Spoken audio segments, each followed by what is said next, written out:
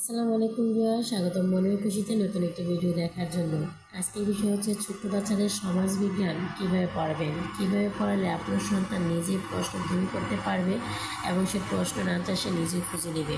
আর এভাবে যখন সে প্রশ্ন তৈরি করে প্রশ্নের উত্তর সে নিজেই খুঁজে বের করবে, তখন দেখবেন আপনার সন্তান যখনই সমাজ বিজ্ঞান বা বাংলা পড়া পড়বে তখন দেখবেন তার মধ্যে একটা ভালো লাগা কাজ করবে এবং যে কোনো প্রশ্নের উত্তর সে খুব সহজে কিন্তু আনসার করতে পারবে।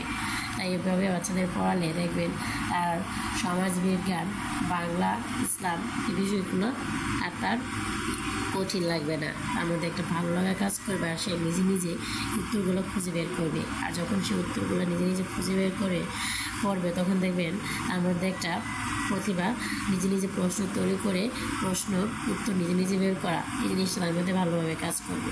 সেই জিনিসটা কীভাবে বাচ্চাদের পড়াবেন? আমি সাধারণত যখন বাচ্চাদেরকে পড়াই তখন দেখা যায় প্রশ্নগুলো যখন বইয়ের মধ্যে থাকে সেই প্রশ্নগুলো বাচ্চাদের দেখে পড়িয়ে ফেলে, যে পরিবার কী, পরিবার কয় প্রকার ও কী কী, ছোটো পরিবার, বড় পরিবার কাকে বলে। আর উত্তরগুলো যখন থাকে সেই উত্তরগুলো বাচ্চাদেরকে পড়িয়ে নিই। যেহেতু অনুচ্ছেদ থাকে বাচ্চাদের, যদি আপনি সেই অনুচ্ছেদটা বাচ্চাকে আগে পড়িয়ে নেন তাহলে দেখবেন অনুচ্ছেদটা আগে ভালো করে পড়ার পর তার মধ্যে একটা জিনিস জানবে, শিখবে এবং সে বুঝতে পারবে। আর যখন তাকে প্রশ্নটা করা হবে তখন যে অনুচ্ছেদটা পড়ে আসছে তখন দেখবেন অনেক উত্তর সে না শিখি বলে ফেলতে পারবে। এখন দেখবেন এখানে আছে প্রতিবেশী। প্রতিবেশী কাকে বলে? আমরা যার পাশাপাশি বাড়িতে থাকি তারা সকলে একে অপরের প্রতিবেশী। এদের অনেকেই পড়ার সাথে, খেলার সাথে আত্মীয় স্বজন।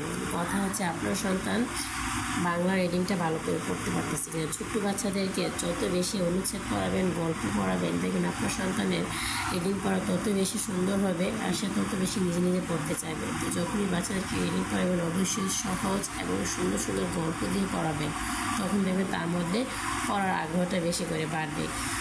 এখন এই যে যারা আমাদের পাশাপাশি বাড়িতে থাকে তারা সকলেই একে অপরের প্রতিবেশী। যখন থাকে এই জিনিসটা পড়িয়ে নেবেন আর যখন আসবে এখানে প্রতিবেশী কাকে বলে, প্রতিবেশীর সাথে কীভাবে কথা বলতে হয়, প্রতিবেশীর সাথে মিলেমিশে থাকা উচিত কেন, যখন সে অনুচ্ছেদটা বারবার, দুইবার বা তিনবার সে নিজে পড়বে তখন দেখবেন যখন প্রশ্ন করা হবে সে নিজেই কিন্তু প্রশ্নটা শিখবে না, তার নিজের মতো করে দেখবেন সে একটা আনসার করে ফেলবে।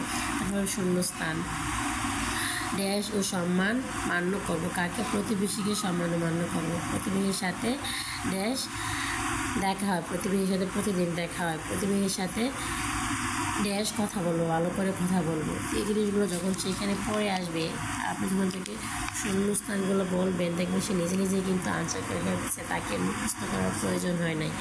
এভাবে যখন আপনার সন্তানকে বারবার বেশি বেশি করে অনুচ্ছেদ পড়াবেন, এখানে প্রশ্ন আসে অনুচ্ছেদ থেকে নিজে নিজে ছোটো ছোটো প্রশ্ন তাকে করতে পারবেন, দেখবেন সে অনুচ্ছেদটা বারবার পড়ার কারণে যে কোনো প্রশ্ন তাকে করা হবে এই বিষয়ে দেখবেন সে এই বিষয়ে আনসার করে ফেলবে। যখন আপনার সন্তানকে এই জিনিসটা ধরিয়ে দেওয়া হবে তখন দেখবেন যখন বাচ্চা কোনো প্রশ্ন পড়বে সে আগে চেষ্টা করবে সেই বিষয়টা জানার, বোঝার, তারপর সেই প্রশ্নটা তার মধ্যে করে বলার। এই জিনিসটা যখন আপনার সন্তানের মধ্যে কাজ করবে তখন তার মধ্যে সৃজনশীলতা বাড়বে, যে কোনো প্রশ্ন সে সহজে খুব সুন্দর করে নিজের মতো করে আনসার করতে পারবে। শূন্যস্থান, প্রশ্ন প্রত্যেকটা জিনিসই দেখবেন অনুচ্ছেদ থেকে না হয়।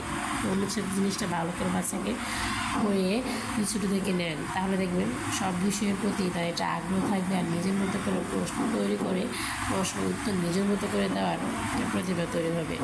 আশা করি আজকের ভিডিওটা আপনাদের কাছে ভালো লাগছে। ভালো লাগলে প্লিজ আমার চ্যানেলকে সাবস্ক্রাইব করবেন, অবশ্যই একটি লাইক দিবেন, করবেন, করে জানাবেন কেমন লাগলো। ভালো থাকবেন, সুস্থ থাকবেন। আল্লাহ হাফেজ।